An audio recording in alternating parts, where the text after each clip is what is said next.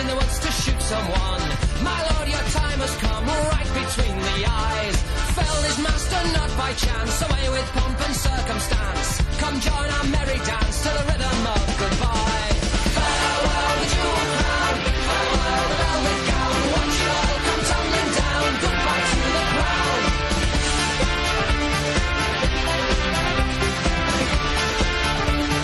Goodbye to the crown.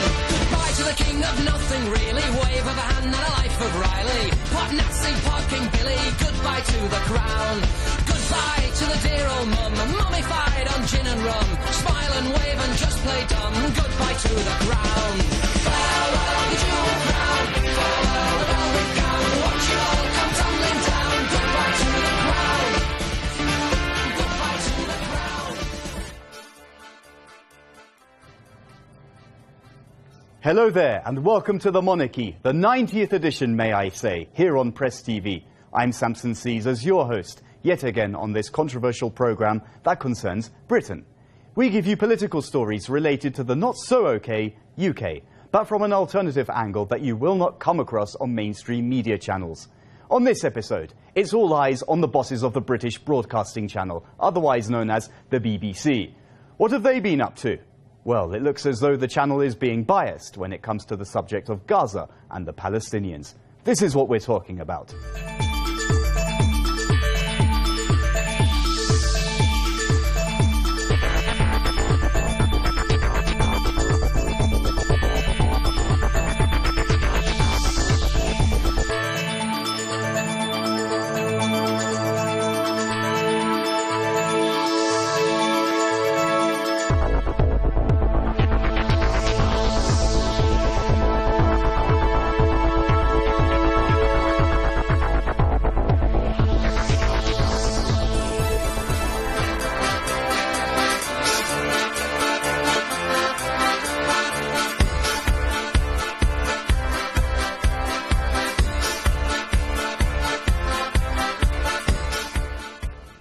The charred body of Mohammed Abu Khudair, a 16-year-old from the Palestinian neighborhood of Shufat in occupied East Jerusalem Al-Quds, was found shortly after his family reported that he was kidnapped.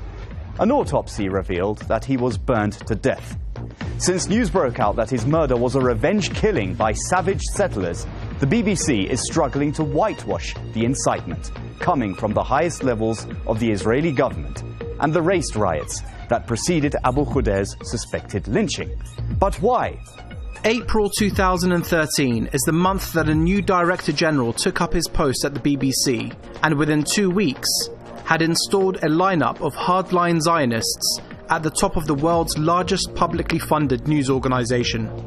Tony Hall, whose role as Director General commenced on the 2nd of April last year, is a former BBC Director of News and can boast a total of nearly 30 years working at the corporation.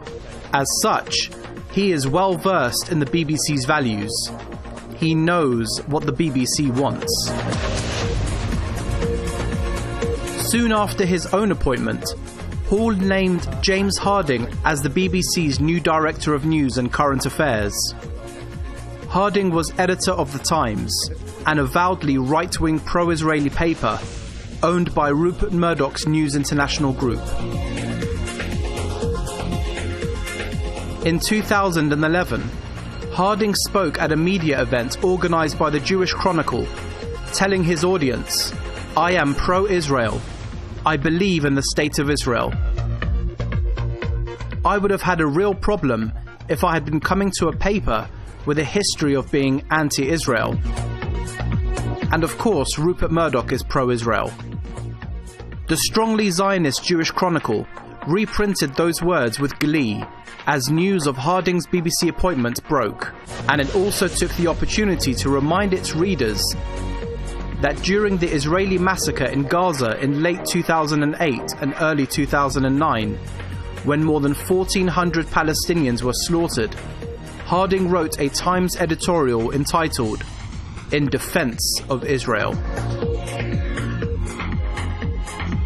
Now bringing his pro-Israel biases into the top ranks of the BBC, Harding will be in charge of its flagship news and current affairs programme, including Today, Newsnight, Panorama and Question Time. He will also be responsible for daily news bulletins on the BBC's main television channels and radio stations. According to The Guardian, Harding now holds arguably the most important editorial job in Britain.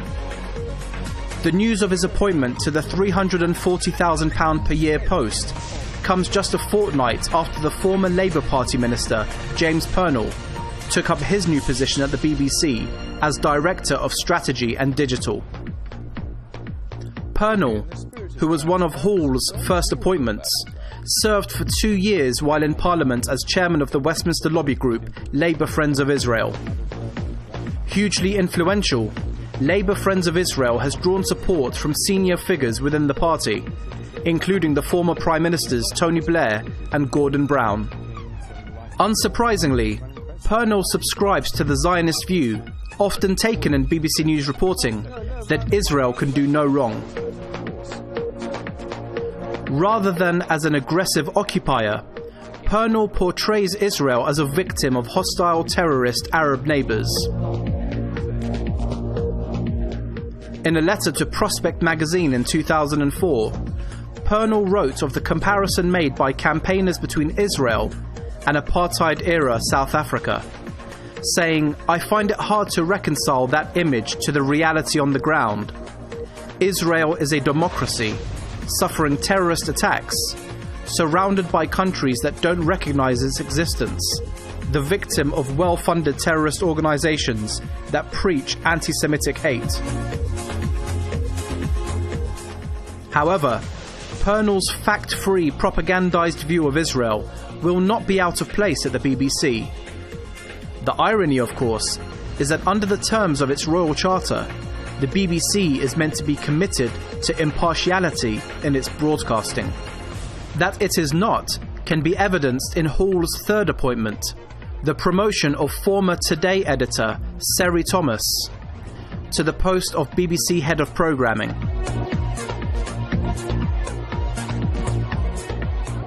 What you have to remember with the BBC is that it's a taxpayer-funded organisation, so it has a huge responsibility that the other broadcasters don't have, to be fair and balanced and impartial, and also to be accurate. And if those are the things that you expect from a public service broadcaster. In his last full year as editor of Today, Thomas presided over a programme that interviewed a senior Israeli politician or ambassador on average once every 2 months. Interviewees included Danny Ayalon, then Israel's Deputy Foreign Minister, and Zipi Livni, an architect of the 2008-2009 Gaza massacre. During the same period, not a single Palestinian leader or spokesperson was accorded a similar honour. There was no serious recognition under Thomas's reign at Today of the Palestinian viewpoint. After each interview, the UK-based Palestine Solidarity Campaign wrote to the Today programme to ask why Israel's ongoing occupation of the West Bank and Gaza, in the face of international condemnation, had been airbrushed from the conversation. Each time, this reply was received. It simply wouldn't be possible to discuss the complexities of the Middle East conflict during such a brief interview. So, over the course of 6 interviews in 12 months, each one about 5 or 6 minutes long, the Today programme under Thomas couldn't find a moment to bring up the Israeli occupation with the Israeli top brass it was interviewing.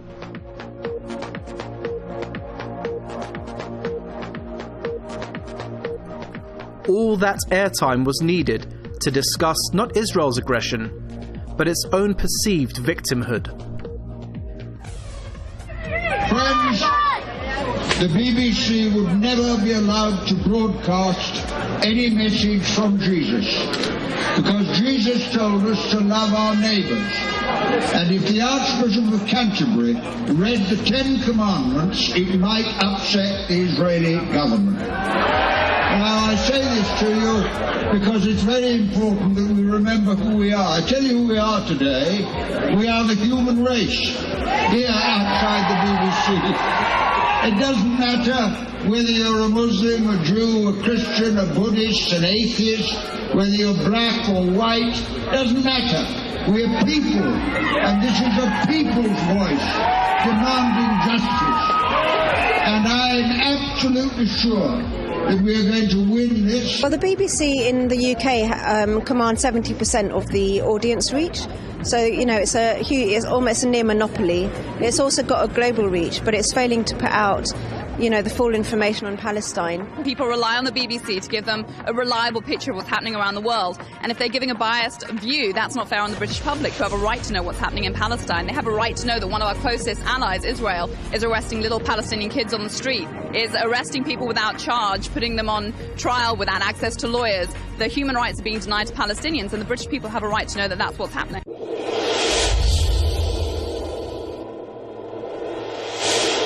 A new chapter in the Scottish independence referendum story is being written, because we've now entered into the official campaign period.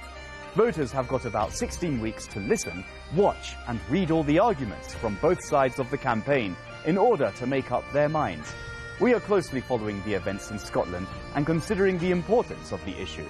I have interviewed Dr. Marcus Papadopoulos to draw us a picture of the developments for you.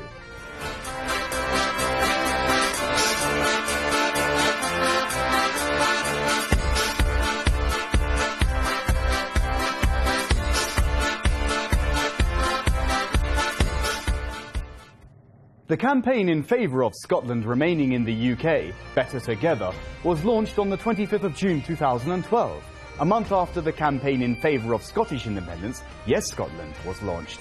How are these campaigns currently performing? Well, firstly, let's just be clear about something. The Scottish referendum is a hugely momentous occasion for Scotland, but also the rest of the United Kingdom. And in the event of Scotland voting for independence, that could set a precedent, that could open the floodgates, because in years to come we could see a similar event occur in Wales, and we could also see it in Northern Ireland occur. So should Scotland vote for independence, that's not going to be the last of it. We could see other regions of the United Kingdom vote or choose to hold a referendum, and that could further weaken Britain. But in terms of what's happening at the moment in Scotland, going by the most recent opinion poll, the No camp still have quite a large margin in the support which they're gaining from Scottish people. I think at the moment the amount of people who are saying they will vote for independence is about 35–36%. So certainly momentum is with the No camp. However, we still have about 2.5 months until the referendum. Now in politics, 2.5 months is a very, very long time. And so the Yes camp, led by Alex Salmond and Nicola Sturgeon, it's all to play for them. And I think that even opponents of Alex Salmond at Westminster will acknowledge that the SNP leader, the Scottish National Party leader, is a very shrewd politician. He's a very capable politician. So while at the moment it's looking like most Scottish people will vote to stay within the United Kingdom, I don't think anyone should underestimate Alex Salmond in being able to pull off a surprise result. Does it mean that people in the other nations, such as Wales and Ireland, can take this opportunity to question the centralised power of London and possibly seek independence?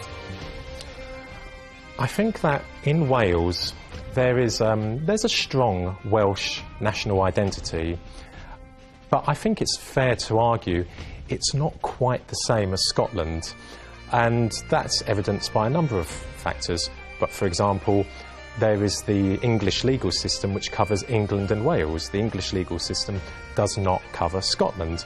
Scotland has a parliament, Wales doesn't. Wales has an assembly. So in theory, it's possible that a similar movement could emerge, but I think we're talking about in the far distant future. However, Northern Ireland certainly is a case in hand, because Northern Ireland, at the moment, it has a majority Protestant population. And of course, the vast majority of Protestants, they're loyalists, which means they are loyal to the union with the United Kingdom. So they want to be a part, they fiercely want to be a part of Great Britain. However, the Catholics, at the moment they're in the minority, and the Catholics, the majority of them, they seek reunion with South Ireland, with Southern Ireland, with the Republic of Ireland. So what will happen in 10 years' time, 15 years, 20 years' time, when the Catholics become the majority in Northern Ireland, which they will become, because Catholic families in general have more children. So when the day comes when the Catholics form the majority, that's the day when the first talk could commence of there being a referendum in Northern Ireland about separating from Britain, either becoming independent or seeking reunion with the South.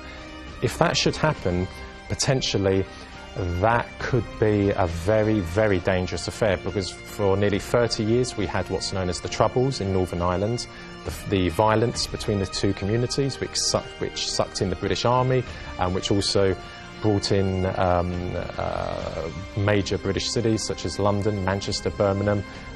Bombs were planted. So if that should happen in Northern Ireland, that would be a very, very dangerous scenario which could unfold for the province and for the rest of the country, because it would pit both communities potentially against each other once again. What is the most important factor in shaping the public opinion?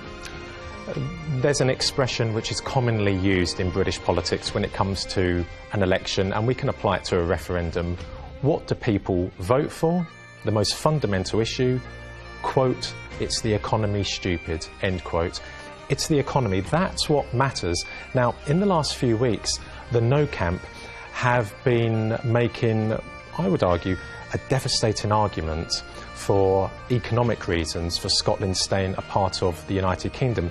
A lot of big businesses in Britain, and in particular big businesses which are based in Scotland, have come out openly and publicly to state that they are opposed to independence, and if Scotland was to become independent, they would move their offices south, back into the rest of the United Kingdom. So over the next few weeks, or the next 2.5 months, the Yes campaign will be focusing on the economy. There's no question about it. That is the killer issue for the Scottish electorate. But likewise, for the Yes campaign, they will be arguing that Scotland can survive, economically speaking, as an independent country. And their argument will be on a number of things. But one of them will be that Scotland has a very large industrial sector and produces a lot of manufactured goods, and Scotland would be free to export to whoever it wants. The Yes camp will also be saying that in the event of independence, Scotland would become a major oil exporter. And of course, one of the countries that would be a major importer of Scottish oil would be the rest of the United Kingdom. And I think also the Yes camp will argue that if smaller countries, for example in Europe, can survive as independent states, such as those countries which became independent after Yugoslavia collapsed, say Macedonia, Montenegro, Bosnia, if they can survive, why shouldn't Scotland be able to survive? So over the next few weeks there will be other issues which both camps will be addressing, but ultimately it's the economy. When people vote in an election or on a referendum, what's on their minds? First and foremost, it's what's good for my bank account, what's good for my family, what's going to give me money. It's the economy that matters for both the Yes camp and the No camp. A veteran campaigner for Scottish independence has accused the so-called cybernats, a tirade of internet abuse, of opening the door to a possible MI5 dirty tricks campaign to scupper a yes vote in the forthcoming referendum. How likely is it that the London government would resort to a game-changer dirty trick in the weeks to follow? Well, Alex Salmond and the rest of the Yes camp will argue, and have already argued, that there's been a lot of scaremongering by the British government and by other people in the No camp, and they argue that the scaremongering, it concerns economics. But I don't think that we will see London get involved in that sort of behaviour, because it could backfire. Because, of course, Scotland, or the Scottish people, they're a very proud people, they're very patriotic people. They love being Scottish. Scottish first, British second.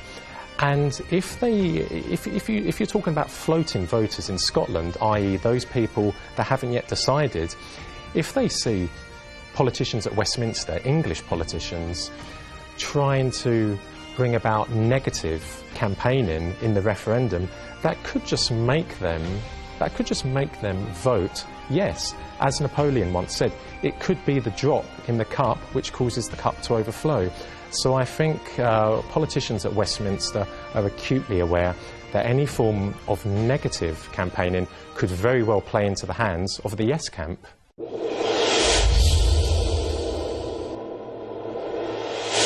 And that's the way the cookie crumbles. Remember, if you wish to talk to us about the BBC content, Gaza, or anything else, get online with us via email or Facebook. We always want to hear about your ideas and opinions, whether you agree with us or oppose us.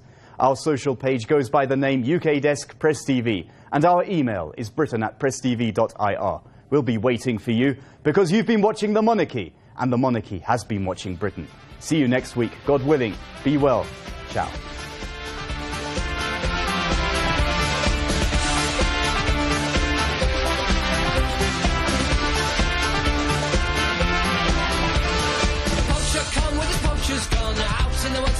Someone, my lord, your time has come, right between the eyes.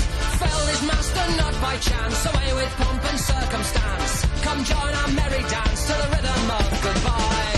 Farewell the jewel crown, farewell the velvet gown. Watch it all come tumbling down. Goodbye to the crown.